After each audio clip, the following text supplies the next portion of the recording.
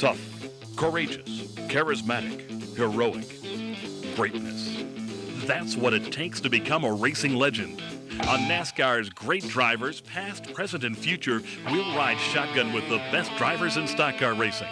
We'll meet the toughest men ever to get behind the wheel, like the Intimidator, Dale Earnhardt, and his kindred spirit from 30 years ago, the take-no-prisoners Lee Petty.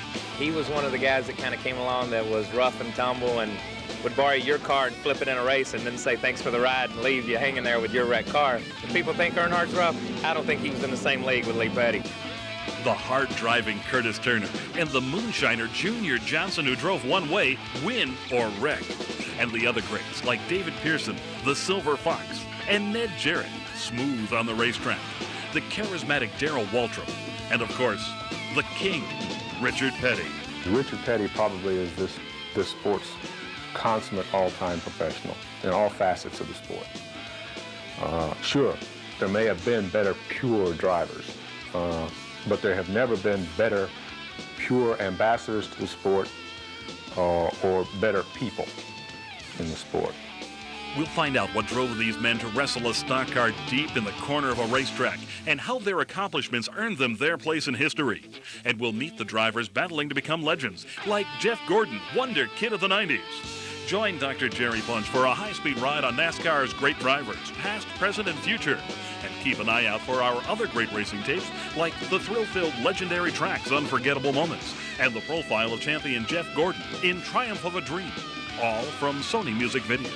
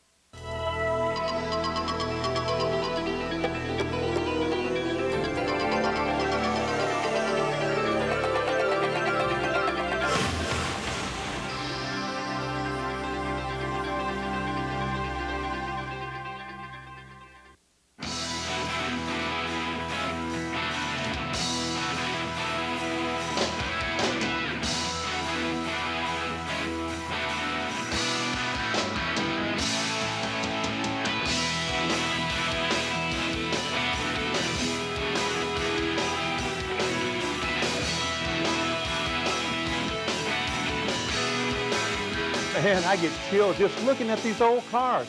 Hello, everyone. I'm Benny Parsons, 1973 Winston Cup champion. And I'm glad you could join us on NASCAR's greatest moments, the early years. And what better place to bring you this tape than from right here, the Joe Wedley Museum in Darlington, South Carolina, right next to the historic Darlington International Raceway. This is a place where the men and machines that have made NASCAR history have been honored. So you're going to meet those men and relive the most amazing, heart-stopping, and, well, greatest moments from the early days of racing. The story begins in the hills of North Carolina in the 1940s. Moonshiners, hellraisers, and journeymen who like to drive fast battle for bragging rights of who was the best and baddest driver around. The stories go that many times when drivers went to a race, now this would be on a dirt track or maybe a short asphalt track, most of them would have been dirt track races, and expecting to get paid a certain amount of money. And the story to go that the promoter many times would hang the green flag out and leave with the money. And they'd race until they finally figured out, hey, this race isn't going to end, and if it does, we aren't going to get paid. And so that was what Bill France wanted to set up an organization that the drivers would be guaranteed a certain amount of money, whatever that amount of money was, that they would be guaranteed that they'd get that money after the race. And I think that was one of the key motivations in forming NASCAR. And I think it's been a godsend over the years that it happened that way. It would take an extraordinary person to put it all together. Enter Big Bill France, a man who would forever change the face of motorsports in America. When Bill France walked into a room, it lit up. I mean, he was a guy that you just knew that he was a leader. When you first met him, or if he came into a crowd, I mean, you knew that he was going to be a leader. And it seemed that most people that he met realized that, and they were willing to follow him, do whatever he wanted to do. And he had such a great mind, a great vision about what this sport should be, where it could go. And when those people would follow him and help him to accomplish the goals that he had set for himself, well, then it started moving forward. But it took someone like him, and I think there would have just been a very few people in the world that could have done what Bill France Sr. did with auto racing. It took a very special type of an individual, and he was very special. He was the one that put it all together. You know, he didn't do it by himself. He had a lot of help, but he was the one that had the idea and then got out and got somebody else to do the work or whatever it was. So he's the one that put it all together, and the reason that we're here, you know, is because of him. I guess maybe if it hadn't been him, it'd have been somebody else, but he was the man that done it all. Well, his foresight or imagination, whatever you want to call it, none of this has ever come to pass. That's the basic reason. But he was just a unique person along with that. He was one of a kind. You never see very many of his type of people in your lifetime. When you talk about greatest moments, you have to include this one. The time, December 14th, 1947. The place, the Streamline Hotel in Daytona Beach, Florida. Daytona was the site of not only early stock car races, but the hard-packed stands were used for setting motorcycle and automobile land speed world records. That night, France, he was a promoter as well as a sometimes driver, pulls together 35 of the key men involved in racing. Drivers, rival promoters, and other key members of the sport. Now going in, not everyone shares France's vision, particularly some of the rival promoters. But France knows that the key to the sport is creating a standard set of rules, with each race another step towards crowning a national champion. By the time the smoke had cleared, France had succeeded. He was elected president. Red vote came up with the name, the National Association of Stock Car Auto Racing. And other notables of the day were also assigned key roles. E.G. Cannonball Baker of Indianapolis was named National Commissioner. Eddie Bland of Jacksonville, Florida was named Vice President. And top driver Marshall Teague was named Treasurer. Like any game, you have to know what the rules are before you can play. Know what you can do, what you can't do. What tactics are allowed on the track, what you can do in the garage here, what you can do back in your shop, as far as modifying the equipment that's done. Most of the original changes that were allowed on the cars were for purely safety reasons, not speed, because speed does not make a race. Competition is what makes a race, and if you get all the cars even, then you have competition, then you have good racing. The meeting that resulted in the birth of NASCAR has to be one of the greatest moments in the sport. But setting the rules and announcing the name was only the first hurdle to launch the sport. Now originally, the idea of NASCAR was to offer 3 divisions. With strictly stock cars, now that's the same as driven off the showroom floor, only one of them. And because of the shortage of cars from World War II's backlog, they never took the green flag during the first couple of years of sanctioned racing. But by 1949, rival promoters who were not at the 1947 meeting decided to stage a strictly stock race of their own, and France had to move quickly. After a couple of experimental races, France beat his rivals to the punch by staging a race on June 19, 1949, a 150-miler on a 3/4-mile dirt track that looked like this one. 33 cars started, including the likes of the flamboyant Tim Flock. More about him later. And the hard-driving and hard-living Curtis Turner, and Lee Petty, a legend in his own right, not to mention the father of a certain Richard Petty, who a couple of decades later would launch his unmatched career. The cars in that first race were virtually identical to street cars, and that concept of racing with cars that fans could relate to became the foundation of the sport. And it got off to a fast start with over 13,000 spectators paying to see what would be history in the making. Glenn Dunaway from Gastonia crossed the line first, but he was disqualified for modifications he made to the suspension, and Jim Roper was given the victory. Now, how Roper came to be at the event in the first place, that's quite a NASCAR moment. He read about the race in a comic strip written by Zach Mosley, who was an auto racing fanatic. Roper drove his Lincoln to the track and drove himself into history. And now for our next great moment in early NASCAR history, we bring you the Flock family. In those days, virtually all drivers were daredevils, but these 9 brothers and sisters, they took it literally. Little sister Rio was a skydiver back in the 40s. That was way before the sport was fashionable or safe. Carl raced high-speed boats, and brothers Tim, Bob, Bonnie, and their sister Ethel were all NASCAR racers.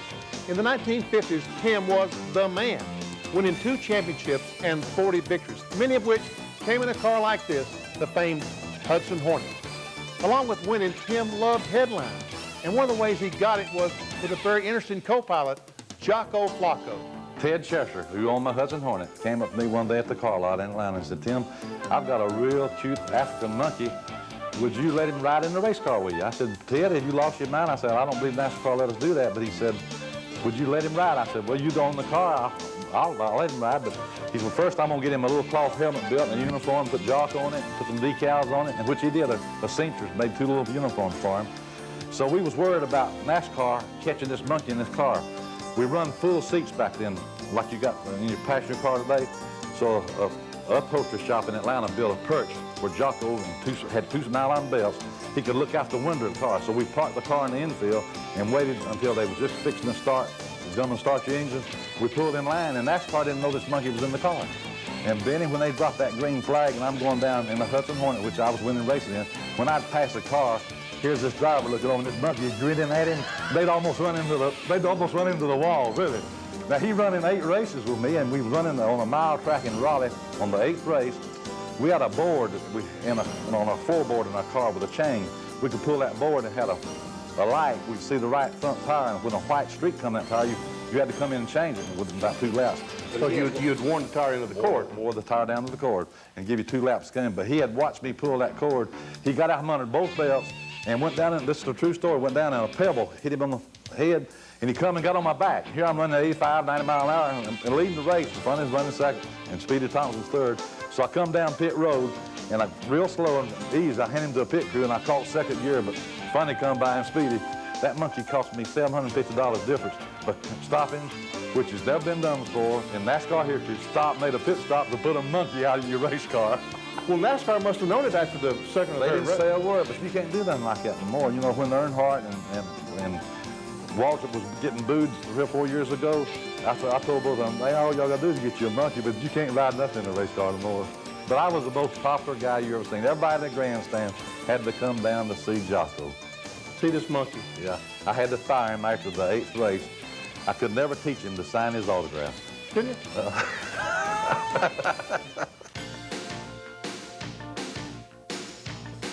Well, you have to be a little bananas to drive a race car, I guess. But our next great moment was more than a headline-grabbing stunt. While Bill Francis' efforts to pull the sport together legitimized things, he knew he needed something big to elevate NASCAR to the next level. It was a time for NASCAR to go big time, and France looked for a paved superspeedway to hold a 500-mile race, which led him to Darlington. France joined forces with Harold Brazenton, who built a 1.25 mile track in 1950, and to this day, it's an egg-shaped track. You see, Brazenton didn't want to dig up his favorite fishing hole, so he made one end of the track smaller than the other, creating a racing surface that quickly earned some telling nicknames like Track Too Tough to Tame and the Lady in Black. Now worse, being close to the seashore, sand became entrenched in the surface, making the track slippery. We were running a 1/4 mile track in Richmond back in those days, and we heard about them building this big super speedway. So we loaded up and went down there and looked at it, and I'm telling you, anything that big didn't need to be raced on. That'd take you across the country. You know, I went to Darlington as a kid and crawled under the fence. Didn't have money to get in, and went to crawl under the fence to get inside. And I was just fascinated by it. And Darlington being the first super speedway, and I was just fascinated. Qualifying for this race was an extraordinary affair, which actually took 15 days to complete, and all the big guns of the day were there, from the friendly Lee Petty to Fireball Roberts, and of course Tim Flock. On the pole with the fastest time of 83.034 miles per hour was the legendary Curtis Turner, the series point leader at the time. And now what makes this moment so unusual is that racing on this paved surface was the first for all these drivers. They had grown up racing on dirt, sliding four wheels through the corners and putting them pedal to the metal. When we got there, we were sent up the road to have the cars inspected, and then we came back to the track, and in warm-ups and in the race, everybody ran right on the bottom. I mean, nobody went up to the top but one car. One driver took a different approach. His name was Johnny Mance from Long Beach, California, and he took his time qualifying, locking in his starting spot 43rd back in the pack, almost 10 miles per hour slower than Turner. But he had a plan that was based on his experience from driving the AAA IndyCar circuit, and going fast was not part of that plan. Johnny Mance had run Indy, so he had a better feel for what he needed to do to run a 500-mile race. So he was very careful and consistent, had the right equipment. He didn't have any real racing engines, but he was smart enough to take the stock engine and give it the type of clearance that it needed to be consistent and stay together. When you look back then and look at what they did to be able to run 500 miles, he had the right answer, and he won the race. Like everything else on the cars, the tires were stock. And when Mance suggested to the other drivers they use a harder compound like he had at Indianapolis, they didn't pay attention.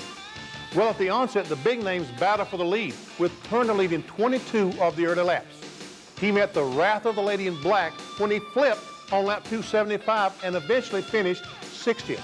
Others fell out as the tire problem got worse. Now the story goes that the drivers had to take tires off their own cars just to finish the race. I always wondered, how'd those guys get home? I've heard stories that the drivers would run out of tires that they took with them and would go out in the infield and take tires off of their personal cars or somebody else's personal cars or whatever just to continue running. And back then there were big varieties of street tires, and even the tire manufacturers thought that their special type street tires, not your everyday type tire, but it was a little high performance, I guess. They thought that there would be no problem running 500 miles on those tires. They thought their tires were good enough, but they had no idea what kind of strain would be on the tires, how much heat they would build up, and that kind of thing, because they had never experienced anything like that. I had taken a couple of the asphalt tires we were using on the short track in Richmond, and I said, well, we'll save those tires for the last run. So we put them on the car, and one of them blew going down pit road, so we never got to run them. You know, they wouldn't stand the type of speed that you had then. But it was a lot of tire trouble. There was a lot of every kind of trouble back there. Well, as tires were blown, Mance just kept plodding along, conserving his tires. He virtually went from last to first by lap 50 and cruised to victory with a 9-lap lead over second place Fireball Roberts with an average speed of 75.250 miles per hour. He took home $10,510, the biggest payday of its time. And speaking of time, people complain about races today taking too long. Mance cruised to victory in just over 6 hours and 38 minutes. Man, he earned his money. A lot has changed, but you know what? That track is still as tough as ever. In 1984, I qualified on the pole and wrecked on the first lap. And I'm not alone in having a healthy respect for Darlington. Darlington's just the corners are tough to get around. It's narrow, it's real fast. Only takes a few laps, the tires give up because of the surface, and it just makes it where it's slippery, so that makes it real tough. Now, while NASCAR racing on paved tracks and dirt tracks kept growing, racing was still going full speed ahead on the fabled beach course in Daytona. And man, those days were crazy. Well, you could compare it to a family today getting ready to go to California to the amusement park or something. It was a lot of excitement. whoever heard of going down and running a Daytona Beach or on a beach anyway? And to go down there and run a couple of miles on a little 2-lane asphalt road and then get out on a big wide beach, and it just amazed you on how those guys could come down a little 2-lane highway. It was very bumpy. It had a lot of kind of hills and valleys in it, and drop down into where you had to make that left turn onto the beach, and then they would slide that car into that corner. And how they did it, I don't know. I ran down the beach wide open, but I never ran through a corner or tried to brake to get through that corner at the speed that they were doing. And again, as an observer, I don't know how they did it. They drove cars north on the beach, south on A1A, and back on the sands again, with the start of the race dictated by the tide. Now, while all that was okay, Big Bill France had a bigger dream. One of the great moments was February 1958, as a crowd of 35,000, imagine that, 35,000 people in Daytona watching them race on the sand. They witnessed Paul Goldsmith battle Curtis Turner. Turner was driving a Pontiac built by the legendary mechanic Smokey Yunick. Goldsmith would go to victory lane on the beach course's last hurrah. When the sand had settled, France unveiled his plans to build the biggest, fastest, most competitive track in history. It would become the new 2.5-mile Daytona International Speedway. The opening of this track in 1959 catapulted stock car racing into a whole new level. Daytona's treacherous 31-degree high banks combined with its enormous straightaways posed a huge challenge for drivers used to conquering small bull rings carved from cornfields. It was the first high bank oval any of these country boys had ever seen. Imagine what it must have felt like to have walked through the tunnel and seen that place for the first time. I couldn't believe how big it was. I mean, it was bigger than all the rest of the racetracks we run put together. And at that time, there was nothing in the infield, just a few grandstands and stuff, and it made it look even bigger than it does today. So first time we seen it, we came through the tunnel, and you just popped out into the infield, and there it was, just as far as you could see was racetrack. So, it was just a completely different deal. I had just started racing. I'd been racing probably 6 months, and, from that standpoint, it didn't make a whole lot of difference to me. I wasn't used to anyone, whether it was a short track or a big track, didn't make a whole lot of difference.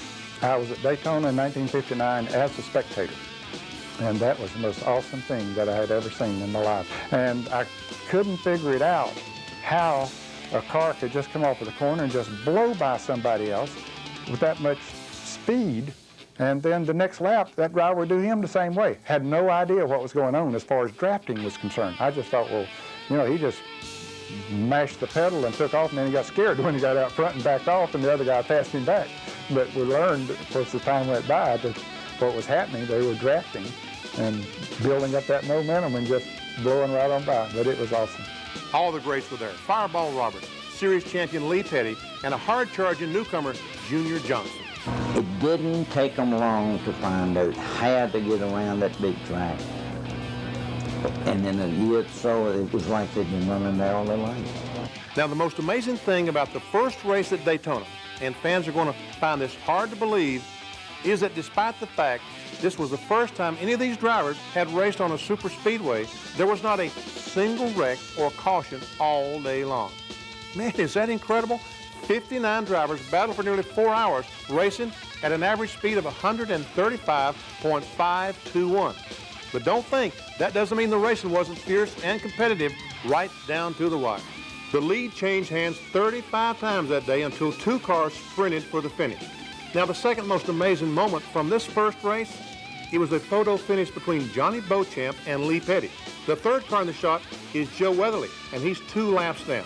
Well, the officials at the finish line declared Beauchamp the winner. Lee Petty protested to anyone who would listen, and he didn't leave town. Well, 2 days later, the local paper printed this photo. And with that evidence, Bill France changed the decision, and the trophy was given to Petty. Johnny Beauchamp, he and I were running on the last lap. And going out of the third turn, up fourth turn there, he went high and I went low. I went across the finish line, and somebody said, well, how'd you know you won the race? I said, I looked out the window and I had to look back when I went across the finish line. And Weatherly was a lap down, and he was in the bunch with 3 of us. I'm sure there's been 1,000, 10,000 pictures out of that finish. And he was trying to help Lee win the race because he was NASCAR and boat champ, was kind of a foreigner. And Lee said sometimes he was trying to help, but at other times he was getting in the way. So I don't know. It turned out that we won the race, but they first give it to the boat champ, and then there was so many amateur photographers that sent film in that they finally give us the race. Felt real good. Felt real good. In fact, felt so good back then they didn't make much money. I got $11,000 for winning the 500 race. Now, that's something, ain't it? Now, Lee Petty's victories and championships have secured his place in history, but just about as well known for his take-no-prisoners attitude.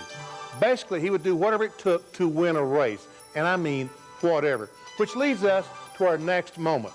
It was 1959, and there was a race at Lakewood Speedway near Atlanta, Georgia. Well, when the checkered flag dropped, Lee's son, future legend Richard Petty, pulled into victory lane for his first victory with Lee in second. However, when Lee showed up in victory lane, it wasn't to congratulate his son, it was to protest the win, claiming the laps had been counted wrong and he was the winner. He demanded the scorecards be recounted. Well, now what really happened is forever lost in the Georgia night, but Lee was adamant. Plus, if he was awarded the victory, there was a bonus that Richard wasn't eligible for. So the Petty family stood to make more money with Lee as the victor. In any event, on further review, Lee was awarded the win, snatching victory from his son. To Lee, everyone was the competition. Now, Richard the King, he took winning just as seriously, just differently. Now, that's the way it was and is. Now, we've already seen how Daytona has been the backdrop for many of the sport's greatest moments, and there's more on tap, particularly in the second volume of this video series, NASCAR's Greatest Moments, the Modern Era. But still, one of my favorite NASCAR moments that took place in Daytona happened in 1963. During Speed Weeks, that 2-week period filled with qualifying and all kinds of racing, there was an event where near tragedy became the backdrop for opportunity and one of the sweetest victories in the history of all motorsports. That year, driver Marvin Panch went to Daytona with hopes of driving the famed Wood Brothers Ford to victory lane. Even back then, the February race in Daytona was the biggest and most prestigious event in the sport. And like today, it's the race every driver dreams of winning. Unfortunately for Panch, while driving a Maserati Birdcage during an endurance race, an event is similar to today's 24 Hours of Daytona, he crashed horribly and was trapped underneath the burning car. While firemen raced to the rescue to put out the flames, it was fellow race car driver named Tiny Lund who saved his life. Tiny was sort of named for his size. He stood 6'5" and weighed around 270 pounds. He literally lifted the car to pull Panch out. Well, how it all started, Briggs Cunningham, who had these Birdcage Maseratis, been running 24 hours over in Europe and all over, wanted to play with one of our Winston car Grand National engines in this car, give it more horsepower. So he's looking for a dummy to try it out, see how it worked, and naturally I had a volunteer. I was young and eager. So went out and practiced, came back in, wasn't feeling too good, and Leonard Wood, who worked on my Wood Brothers car, made a couple little changes on the car, and we fueled it, and he said, be careful with it. And the first thing, I took a couple laps, and the first time I stood on it down the backstretch, the sucker got airborne. It came up, flipped over, and came on stop, and it slid into 3 and landed over by the tunnel there in Daytona, upside down. Even when it went up and came down on its top, skating along, I grabbed the wheel and pulled away as far as I could, and the heat from rubbing, didn't have much room in there on the pavement. It was starting to burn me already before I even got stopped. It just kind of wore it right on through. So yeah, I was very much aware of it. And then when I spotted that fire and wanted the guy to get it out, because I couldn't get out, I tried my doggone it. I kicked and crammed. They said you should be able to kick it open, but you couldn't kick that one open. So I was glad to see these guys. Now, Lund was a driver, but he didn't have a ride and had come to Daytona hoping against long odds to land one. Well, as Panch lay in his hospital bed, he suggested to his car owners, the Wood Brothers, that since he couldn't drive, that Lund get the ride. Incredibly, Lund would hold off Fred Lorenzen and Ned Jarrett, getting his just rewards for saving Panch's life. He went on to win the first Grand National race of his life, the most prestigious event in motorsports, the Daytona 500. Man, talk about drama. He coasted across the finish line out of gas. That was a real fairy tale type of a situation. Tiny Lund, you know, he was loved by everybody, just a big baby, I guess, in one sense. He was a good race driver, but he was a fun-loving type of a guy and would give you the shirt off his back. And it was not surprising at all that he went to help Marvin Panch. And then I guess it was not surprising either, after he did that, that the Wood brothers would choose him to replace Marvin in their Ford for the Daytona 500. And it was a tremendous race. Lorenzen ran out of gas. He had to pit for gas. He knew that he was going to with 8 laps to go, and I thought I had enough gas to finish the race. The way we had calculated, and I thought as much drafting as I had done, that I was okay. But then with 2 laps to go, I ran out of gas, and I was still in the lead. And of course, Tiny, he was there with me then, and he went on to win the race. The Wood brothers, Leonard and Glenn, have popped up in a variety of our greatest moments already. But this next one is about them specifically and how they changed the face of NASCAR racing and made headlines by taking their unique pit skills to Indianapolis, a truly unique moment.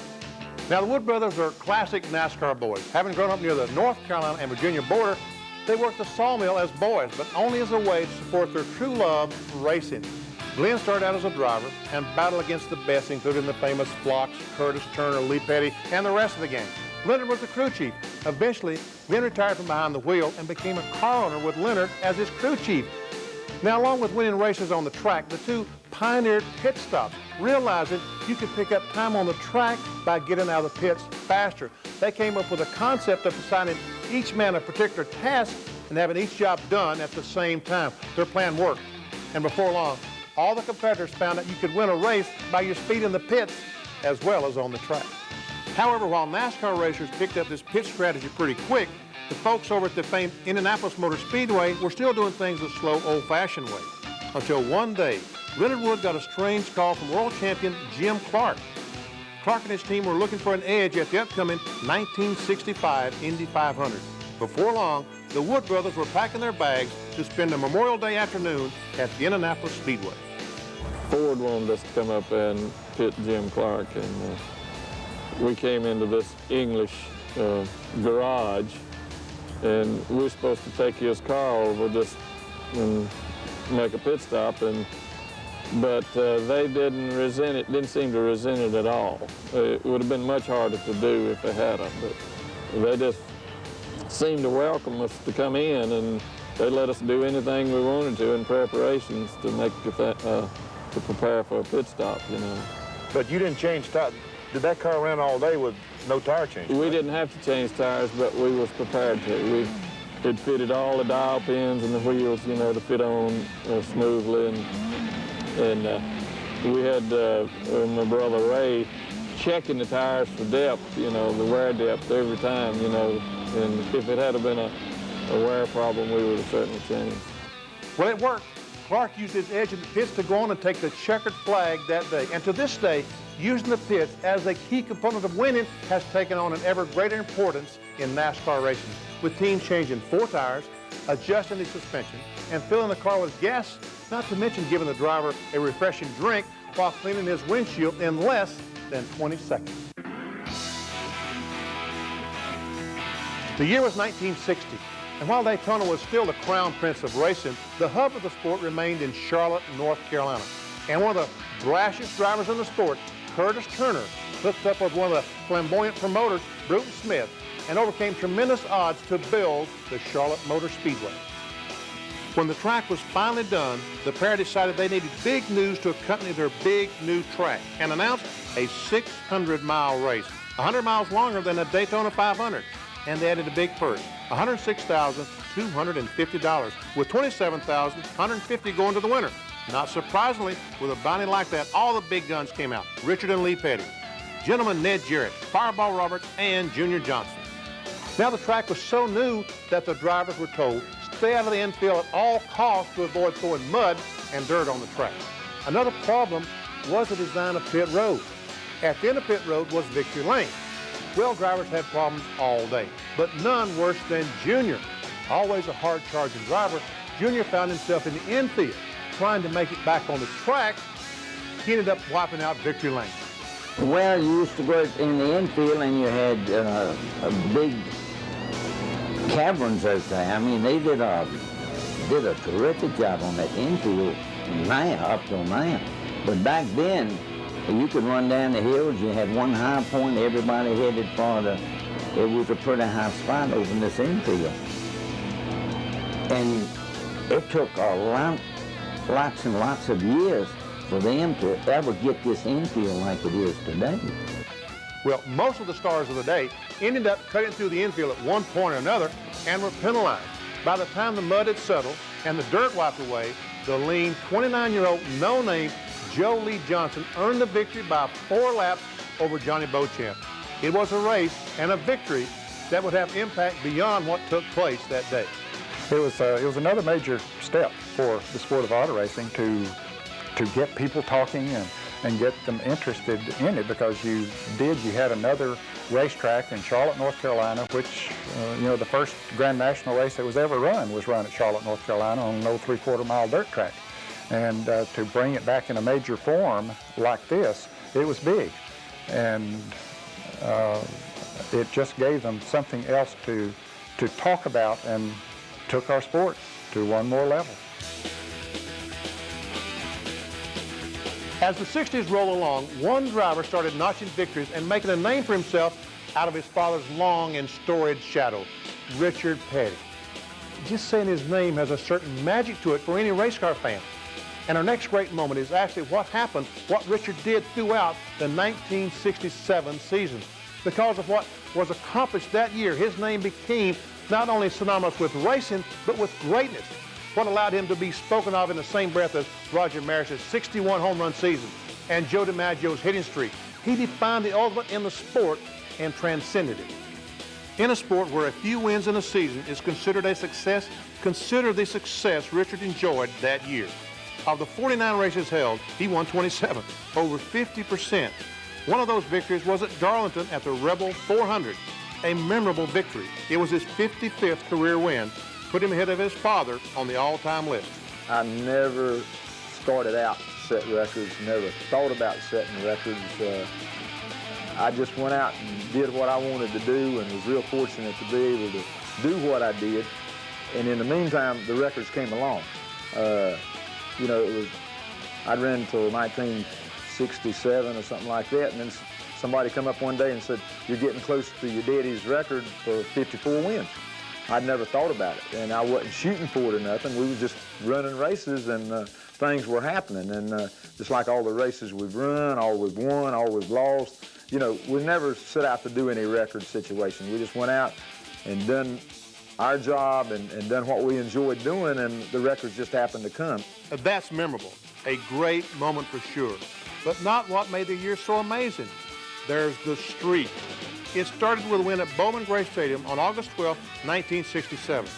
10 races later, the checkered flag dropped as Richard's number 43 crossed the start-finish line first for the 10th consecutive time at North Wilkesboro on October the 1st of that year. 6 of those victories came from the pole during that streak. Most drivers don't get 10 wins in a career. He got 10 in a row, 27 in a season, 27 victories en route to his untouchable record of 200. 1967 was an unbelievable year for any race driver, and Richard Petty to win 10 in a row and 27 overall that year. Now that's when he really came into his own. I mean, he'd won a lot of races before then, but they concentrated, when they built those race cars, they concentrated on building those race cars so they'd be there at the end of the race. I mean, they figured out pretty early, Lee Petty did, in their racing careers, that if you're not there at the end of the race, you aren't going to win. And so the first thing they would try to do is figure out what they needed to do to that race car, how they needed to drive it, so it would be there at the end of the race to give them that chance to win, and that helped them to win a lot of races. Well, you can have the equipment, and you can have the financial backing. You can have, back then, the factory backing. If you can't drive a race car, you're not going to win. Well, Richard Petty could drive a race car, and you add that to what he had and the number of opportunities he had to win races, 52 races in one season, for example. And sure, it piled up. The numbers piled up. And I don't care if there were 100 races in one season. To win 27 in 1 year, 10 in a row, is mind-boggling. I really don't believe that could be done today. That particular record of 27 wins in, 47 races or 46 races, whatever we run, they don't run that many races now. So, you know, we have a 30 or a 32 year racing schedule. It's going to be hard to win 27 races in a year. It's going to be hard to win 10 races in a row. In fact, it's hard to finish 10 races in a row. And, you know, some of the records and stuff that might be completely out of the realm of possibility because the circumstances now and the system is so much different than what it was when I came through. Folks, the King is just that, the King. I raced against him, and man, he used to blow my mind. He was so good. Well, along with Big Bill France, you could almost say that Richard made NASCAR what it is today. Well, certainly winning on the racetrack set the stage for Richard Petty to become the giant that he has become in the sport of auto racing. But if he had not done all the other things that he has done over the years, treated the fans the way that he has treated them, treated the sponsors the way that he has treated them, and looked at the sport and reacted to what he thought was best for the sport over the years, then he would never have become as big as what he has. You know, all the hours that he spent signing autographs, we've heard those stories and talked about them so many times over the years, but you wonder, well, what could, if he was sitting out at a dirt track for an hour or 2 hours or whatever the case might be after a race with several hundred race fans, how much good could that really do the sport? But when he did it for 30 years, then it adds up. And then the way that he always handled himself, you know, Richard Petty didn't ever change. From the time he came into the sport, he was the same smiling type individual, regardless of what happened along the way. He was still the same. And I think that has meant so much to so many race fans over the years, and I think it's helped to build a lot of new race fans too that say, hey, here is an athlete, a nationally known, internationally known athlete that's still the same old country boy that he was, and people like that. Richard Petty probably is this sport's consummate all-time professional in all facets of the sport. Sure, there may have been better pure drivers, but there have never been better pure ambassadors to the sport or better people in the sport. Now, what Richard had done by that date, his career was by no means over. He continued to win, and the sport, following Big Bill's vision, continued to grow. And let me tell you, there are more, many, many more incredible moments in NASCAR history. Check it all out as we follow the road in NASCAR's greatest moments, the modern era. For now, I'm Benny Parsons. Thanks for joining me.